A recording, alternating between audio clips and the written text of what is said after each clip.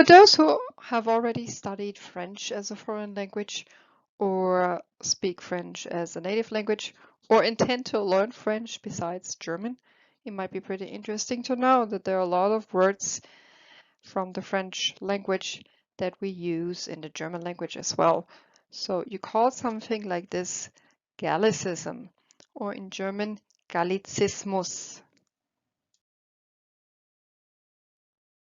So how can we define Gallicism? Normally that means that you are using words of French origin or words where French is the intermediary language and the original word actually comes from another language, for example, Latin, and you use those words in your own language, so in this case in the German language, and you use them having the same meaning. So you have to distinguish between words that come from the French language and have the same meaning in your language, and those words that are actually, they sound French and they might look French, but they are unknown in the French language.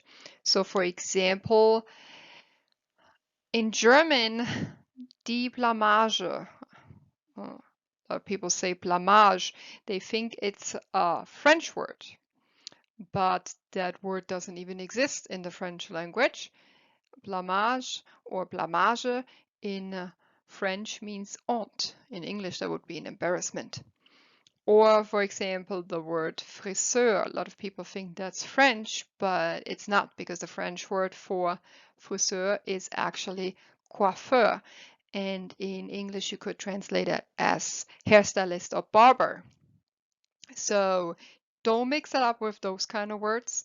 And also, you have to distinguish between those words that exist in both languages, and oftentimes they sound the same or very similar looking, but they do have different meanings. So for example, the French word cavalier and the German word der Kavalier, pretty similar but different meanings.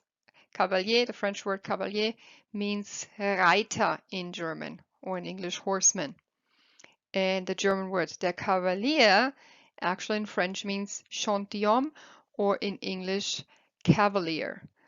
And the French word brave in German means mutig, or in English means brave or courageous.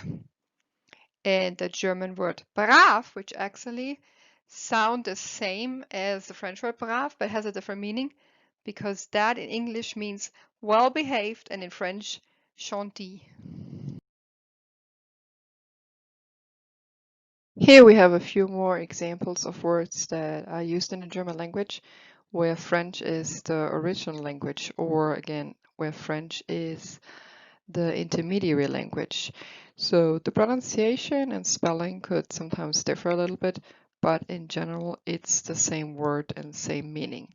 For example, das Abonnement in English subscription, die Adresse in English address, das Biscuit or biscuit in English sponge cake, der or das Flakon in English small bottle, die Idee in English idea, die Kommode in English dresser, das Milieu in English setting, and the word das Niveau in English, that means level.